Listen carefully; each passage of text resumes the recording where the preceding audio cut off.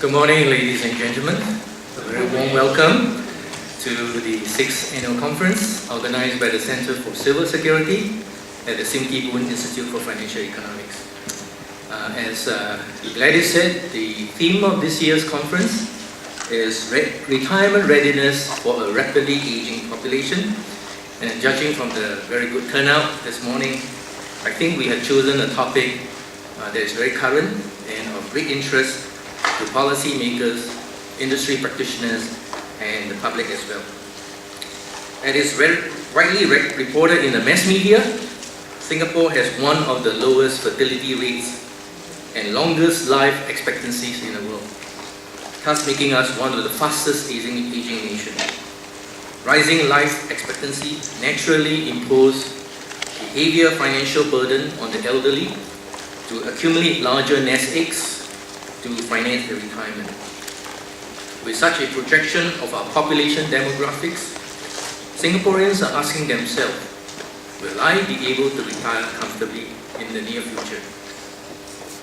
There are already signs of anxiety expressed by Singaporeans in the social media about the ability to meet their retirement and healthcare expenditures. It is therefore timely for us to take a closer look at Singapore's pension system and evaluate if it is capable of helping citizens accumulate sufficient retirement savings over the long term. Our first speaker, Deborah, RALSTON, will be addressing this issue and compare Singapore's retirement adequacy with those of other countries. While Singaporeans may be blessed with long lifespans, many will find their golden years stricken with chronic illnesses that require long-term medical care. Like other countries, Singapore now faces the urgent task of setting up necessary infrastructure to deliver efficient and cost-effective medical care to our citizens. A key challenge, of course, is developing robust methods of estimating the demand for formal as well as informal home care in the next few decades. Our second speaker, Michael Hurd, will talk about the pathway to disabilities and how they can be used to project health trajectories of the elderly.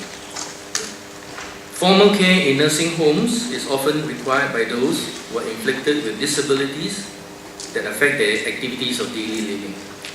As nursing homes are costly, both in terms of capital cost of construction as well as operating maintenance costs, good planning and forecasting is required to ensure that supply of nursing home is sufficiently enough in numbers to meet the growing demand.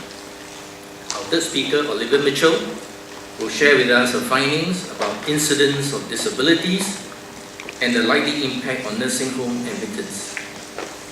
A key challenge for many policymakers is to be able to plan ahead by anticipating the healthcare needs of the elderly.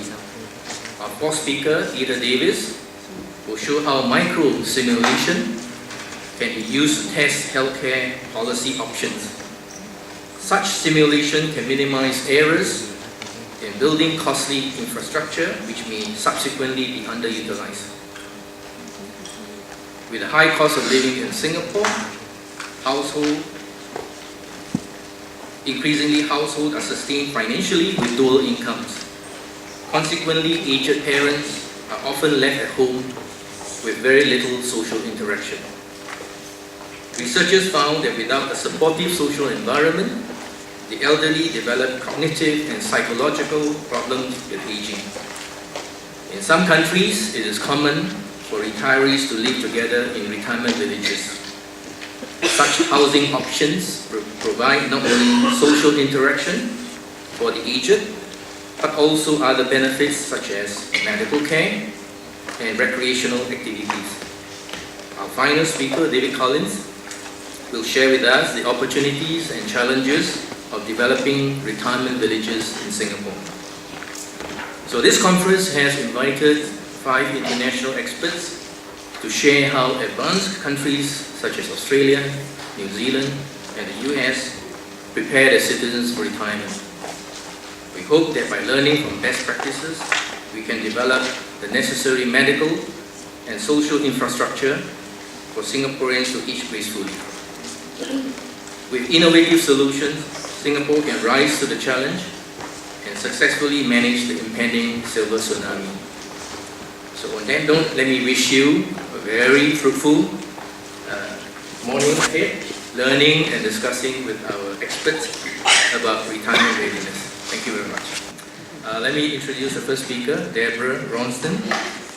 She is a professor and also the Executive Director of the Australian Centre for Financial Studies.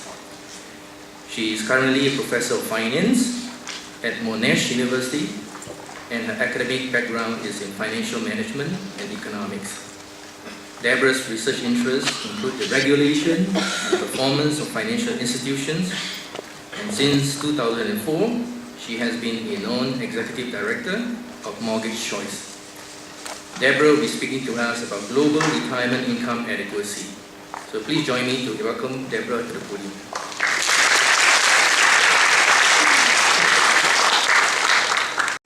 Thank you, Professor Koh, for that kind introduction and for the invitation to speak to you today. It's a great pleasure to be here in Singapore again. I've been coming to Singapore fairly regularly since the mid-1980s, and every time I come I see change and new things and growth and development. About 10 years ago, I had the pleasure of spending the morning at the Singapore Planning Authority. And I saw in enormous detail the great care that was being taken about the future of this country, right down to the smallest detail.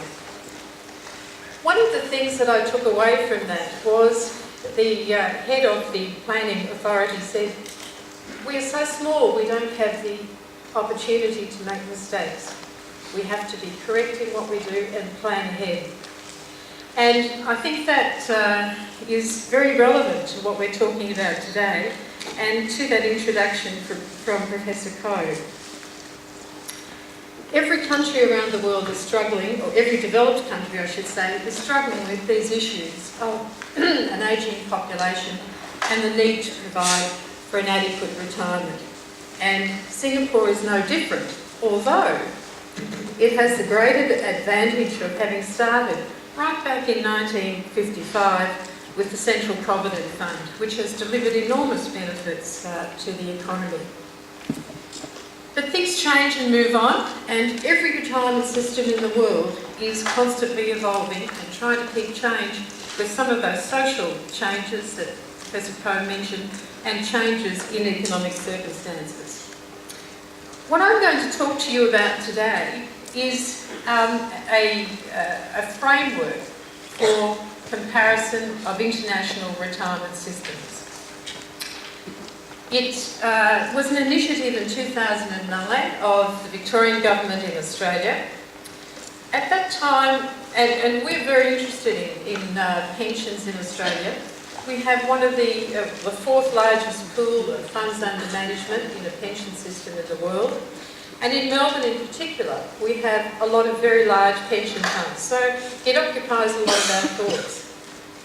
In 2009, we were going through a review of what we call our superannuation system or pension system. It had been a compulsory factor of compulsory savings since 1992, and the government implemented a wide-ranging review. One of the things that became really clear as we looked at our own system was it was really hard to tell which parts we were doing well and which we weren't, and to get more ideas on how we can improve the system.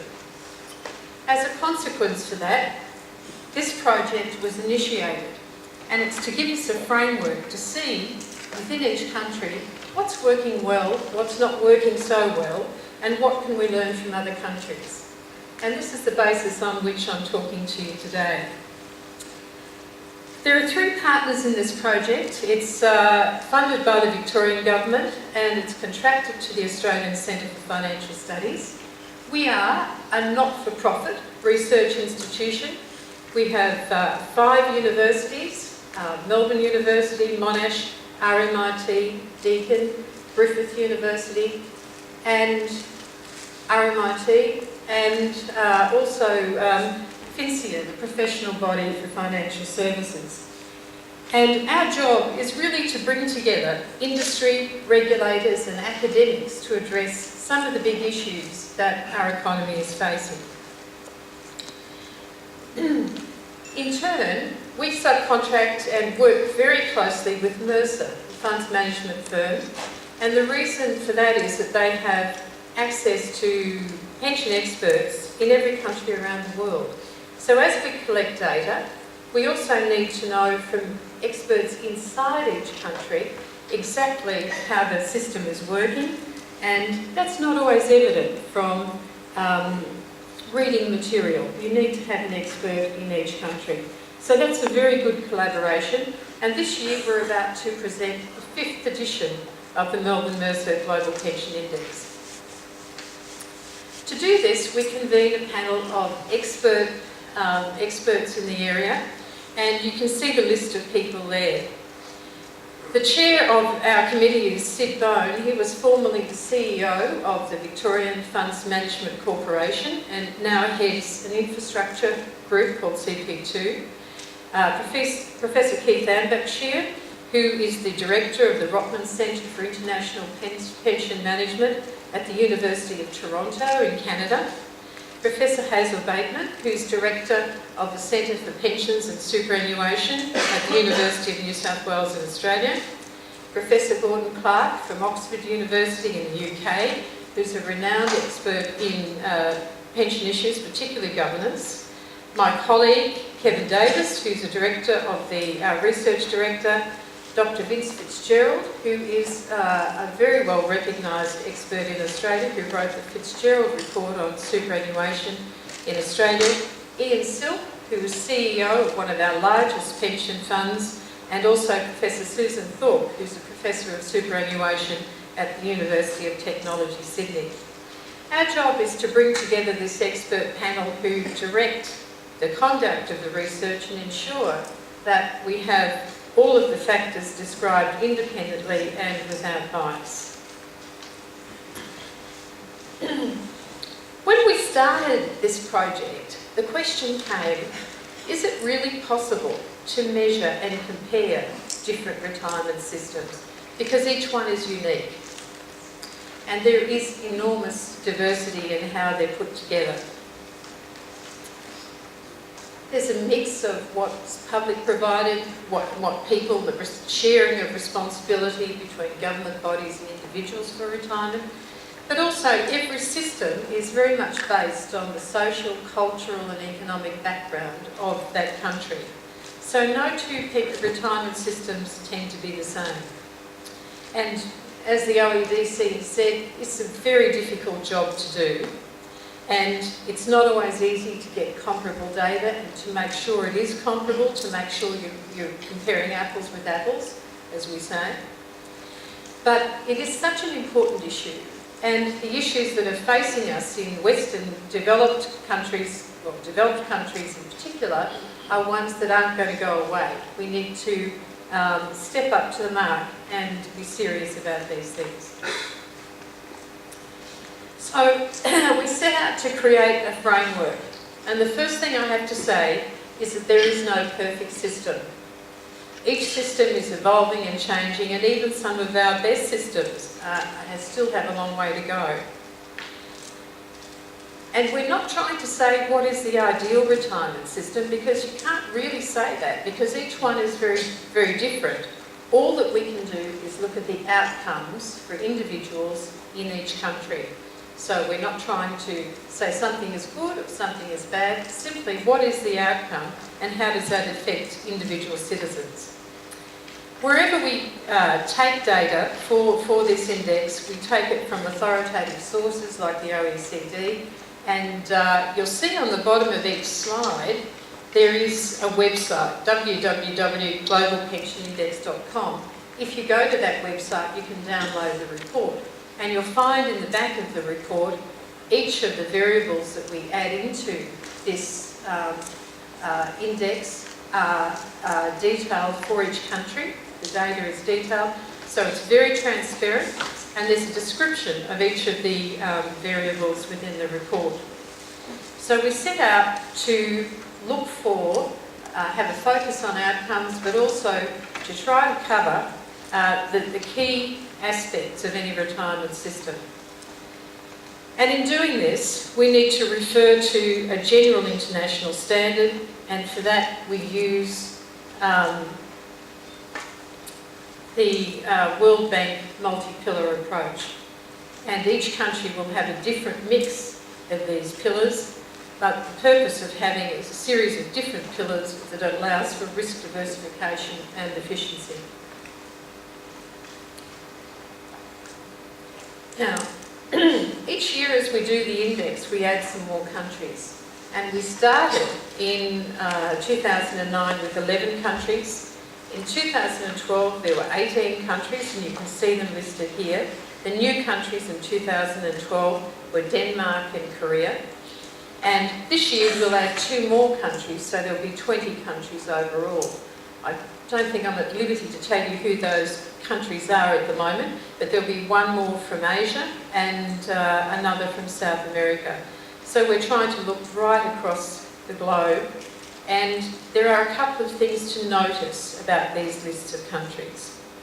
Firstly, they're more than half the world's population, so we think it's a relatively representative sample.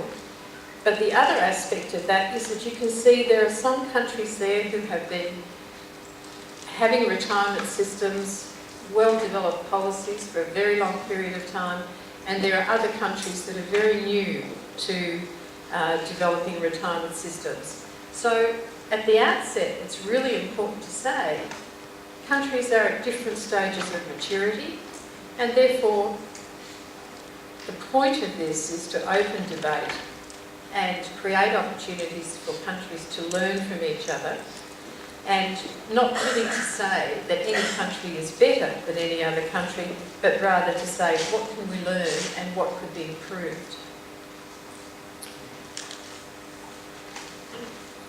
There are 3 key questions that we're going to ask in forming the index. And the first is about adequacy, and that's really important. When you retire, how comfortable are you going to be on your retirement income? Very important question. But the second question, and becoming even more important over time with ageing populations and more recently with the global crisis, is how sustainable is this system? Can we continue to pay our retired people a good income in retirement? Or are we going to run into a problem of undermining the financial resources of the economy? And the third question, also very important, is the integrity of the system. How much can you trust the system? How well regulated is it?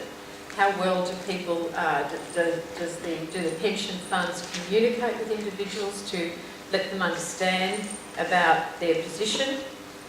And we also factor into that a little about the costs of the system. But in more detail, here are each of the, what we call the sub-indices. Under adequacy, you can see that we have in there public pension systems plus private pension systems, the benefits that can accrue to individuals either as a social safety net or through an earnings plan. What kind of tax support is there for the system? The design, there are a number of aspects of design which are taken into account, and also growth assets. I'm going to talk more about that later on. Adequacy, we feel, is the most important thing for individuals in terms of outcomes. So that's weighted at 40%. The second sub-index is about sustainability.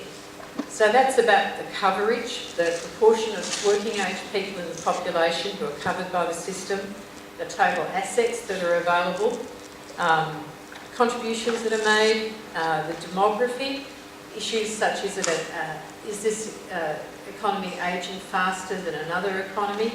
That will have an impact on sustainability and the level of government debt. Under integrity, we're looking, as I said, on regulation, governance, the protection for consumers of their retirement savings, communication and costs. So you can see there's a slightly different weighting for each of the sub-indices.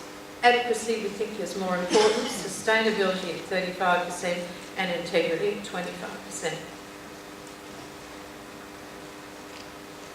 As I said, these are the areas that are taken into account in the adequacy sub-index.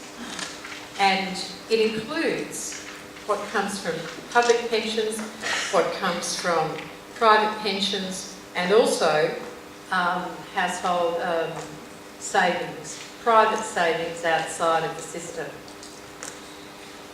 One of the key aspects of that is home ownership, and in Australia we think we have a very high level of home ownership, but it's not as high as it is in Singapore. And home ownership is a very important aspect of private saving, and certainly a very important aspect going into the retirement period. We take into account there the level of growth assets, the ability of those pension funds to generate a return that will increase or accelerate your earnings growth is very important. This is the area across our three sub-indexes that Singapore does the least well on, and which will be no surprise to you, I think, because I know there's a big debate here about adequacy, and I know someone is going to tell me very soon that there are different ways of measuring adequacy, and I'll look forward to that discussion. But we do take household savings into account here. Sustainability. You can see here the issues that are covered under that particular sub-index. And Singapore is doing a little better on sustainability. As we live longer and stay healthy, it's very important to ensure that older people continue to participate in the labour force, and that the transition is easier for older workers, so that's also taken into account. The integrity sub-index, as I said, this is largely about governance, regulation, communication, and to some degree costs. This is an area that Singapore does particularly well in, and as you can see, is coming more towards the top of the grouping in this area. So what about the key indicators? And if I put these up, last year in 2012, Denmark proved to have what we would call the most beneficial retirement system in terms of its adequacy, sustainability and regulation. And you can see that it's a real standout. Extremely well developed system over a long time with a lot of public benefit. But probably if you look down the right hand side, you can see that for Singapore, in terms of the level of assets, regulation and governance, Singapore is doing very well. In terms of coverage of the working population, just a little under the average, but it is in those areas of adequacy that it falls below. And in a graphical way, you can see this here. You can see that overall, and the red line is Singapore, it's a C grade, we say. In integrity, it's above the average, a B+. In sustainability, it's a bit above the average with a C, but in terms of the adequacy, that is the lower point.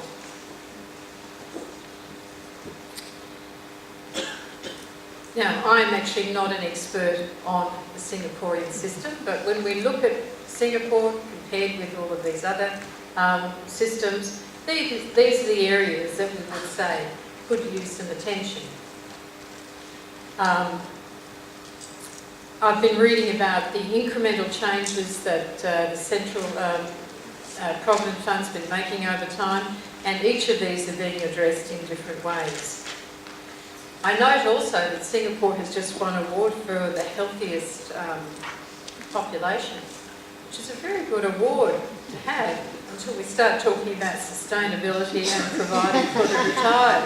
It's a real plus and minus, isn't it? This is one area I said I would talk a little more about, and each year when we do the index, we do a special chapter on a particular feature of the retirement system. When the assets of a retirement system are invested, we don't want them to be too risky, but also we don't want them to have too low risk. Somewhere we have to find the right middle. Now, as you can see from this chart, Australia is a complete outlier. It has a lot of growth assets. We have a real liking for equities. We actually penalise Australia in the study for this because it's a little high risk, you might say, for retirement savings. That's got a lot to do with the tax system in Australia and the benefit of investing in equities, and it's also a little to do with the structure of the financial sector. As you can see, the great thing about the investment of Singaporean assets from the pension fund is they're very safe. That's a great thing. But the trouble is when they're very safe, there's perhaps not quite enough return. So that's a little bit of an issue. As a professor of finance, I've got to say, it's all about the risk-return proposition. When you look at the results for 2012, I don't know how well you can see this, but you'll see 1, 2, 3, 4, 5. Singapore's up in the blue area, which is around the middle of the pack. In the yellow countries down the bottom, you can see that these are emerging economies, emerging retirement systems. And what we say about the blue areas, these are systems with some very good aspects, but also some room for improvement. Now, I've got to say that listing things in order and classifying them by grade is overly simplistic, we know that. But the fact is that every year when we publish the index, that's the first thing the media does, is to want to create a scorecard. So, to some extent, we're kind of trying to make that clear. When you look around the world, it's interesting, but you can see that various areas of development tend to group together. You can see that in the Denmark stands out. It was the first system last year that achieved what we call the gold status. They achieved an outcome that was above the 85th percentile grade.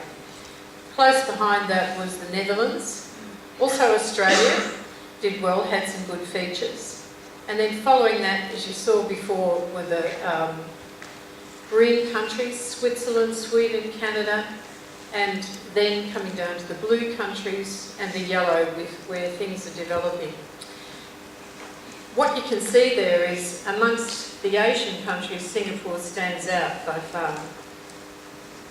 And indeed, that's one of the things that we think about in Australia, where you have a well-developed retirement system within the Asian context. There is much to share and for others to learn from. As I said right at the beginning, there is no perfect retirement system. Every system around the world is evolving with social change and economic change. And one of the particularly interesting things about some of our retirement systems in Asia particularly is the very strong family support for retired people. That's very true in China. We can't really quantify that, but we know it is a factor. But at the same time, as Professor Koh was saying earlier, as people become busier, the rising cost of living, it becomes more and more difficult to find the degree of family support to look after retired people. So always we're looking to evolve and to get things better.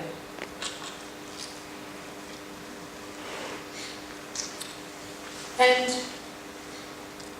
that's my talk to you this morning. And you can find a copy of the index at that website if you'd like to look at it a little more. And I've left some time for questions if you'd like to. Like we're talking about. The countries that are evaluated from Europe, they don't include Spain, Portugal, Italy. Was there any particular reason for that? No, not really. Only a resource constraint. Every year we add a couple of new countries, and they are countries that we have talked about. how we choose the countries each year is that we are looking to have a mix across the globe. We're also looking to have a mix of systems and to also identify those countries with very large populations in particular. But there's absolutely no reason for those countries not to be included, except we just haven't got to them yet. You're welcome. Peter Davis here from New Zealand. Your measures are fantastic from the point of view of sort of informing debates across different countries. What I was wondering was, do you ever get into sort of the issue of trajectories? Like, you know, if Singapore was to move in a direction, say, to improve adequacy, what would be the kinds of things that it could reasonably and feasibly do, building on international best practice, or was that not a question you really want to ask, given the cultural difference between different countries? Far be it from me to make suggestions to the Singaporean government. I did put a list of things there that stand out when you compare Singapore with other countries.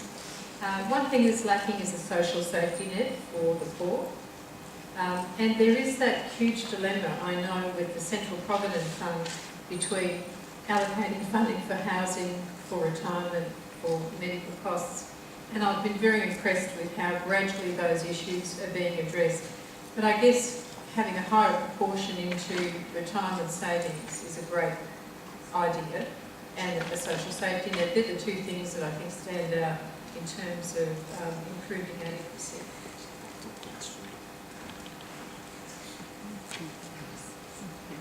Any other questions? I think, Deborah, can I get you to look at the slide that you showed of Singapore, the details, and whether you can elaborate on the various aspects of adequacy for Singapore? These details here? Before that, there's another slide earlier. Okay, these three here. Yeah. Yeah, okay. As I said, it is the area of adequacy that does need the most attention, and it is really remarkable. I think last year, of all our 18 countries, Singapore, in terms of home ownership, was around the highest. 9.6 out of 10 was the result on that. So in terms of private saving, I'm also really impressed to see that measures have been taken to allow retirees to draw against that asset to enhance their income. That's terrific. But I think it's the two key things in terms of having a safety net for poorer people and generating good returns on the retirement component of savings that need attention, increasing the retirement component and generating good returns on those. They're the things that stand out. In terms of benefit design, in terms of non-super savings, those things are quite strong. In terms of... Can I ask one question we got in the earlier slide? On the growth of assets, is it assets of the balance in the pension system? It is about the investment of the funds that are in the pension system. And we look across all of our countries to drill down into how a pension fund's invested. And it's always about getting the right balance between risk and return.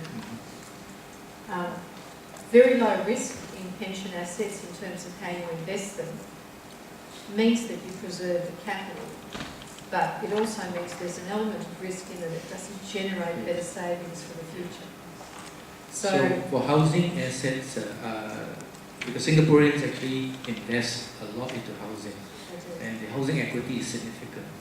So I was wondering whether the housing equity is captured within this index, or is... Yes, it is. Yes. And that's what I said.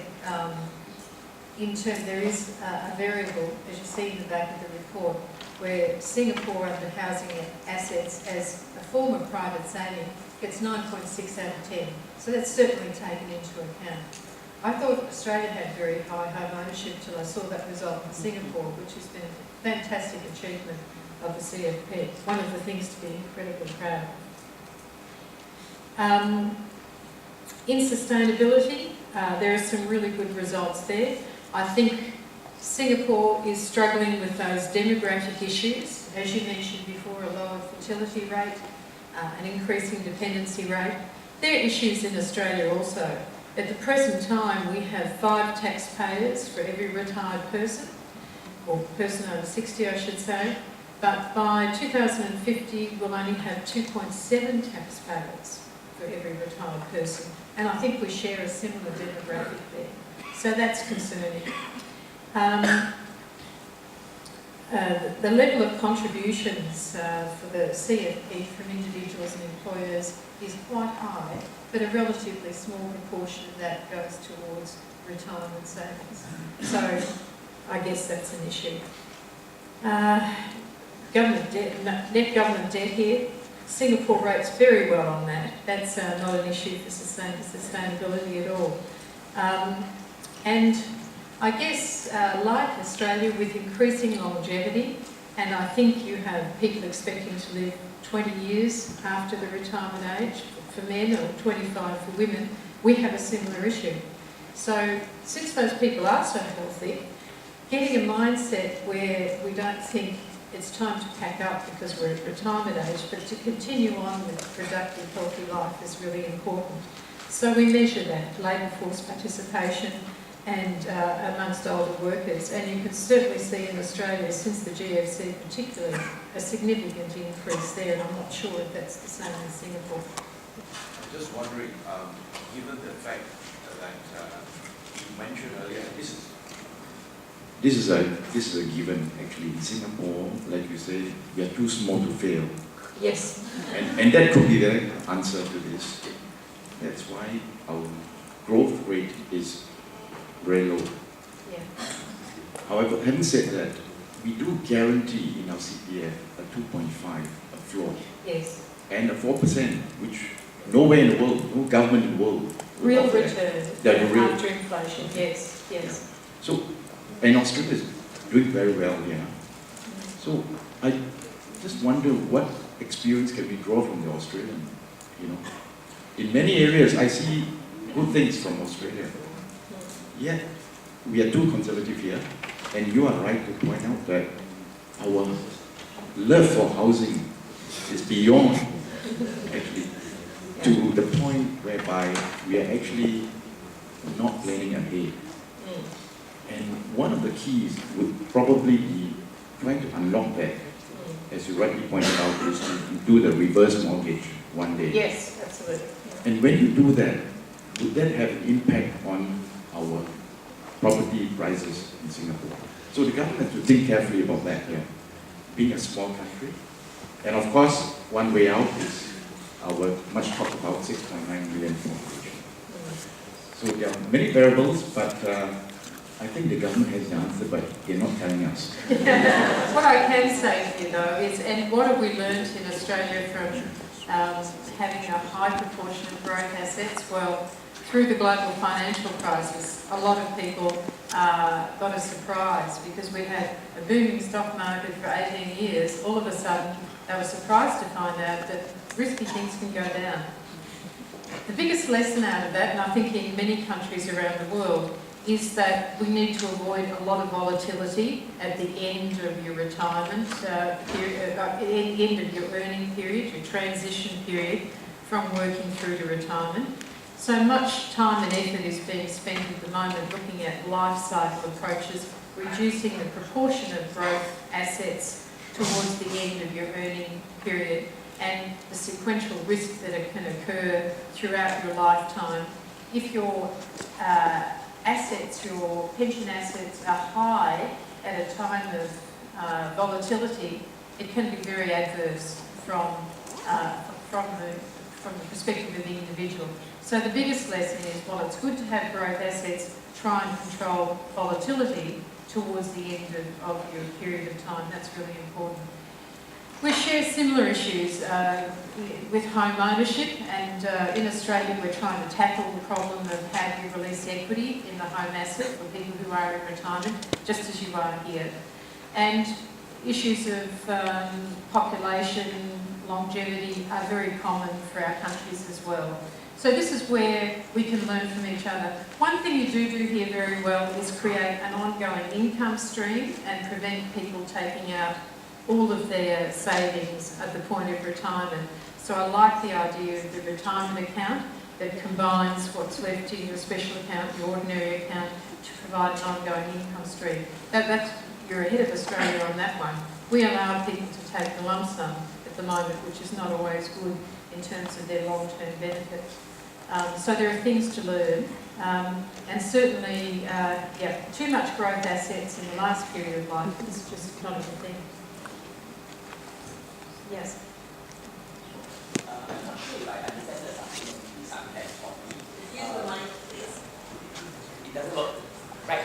I'm not sure if I understand this sub-index properly, but my naive understanding is that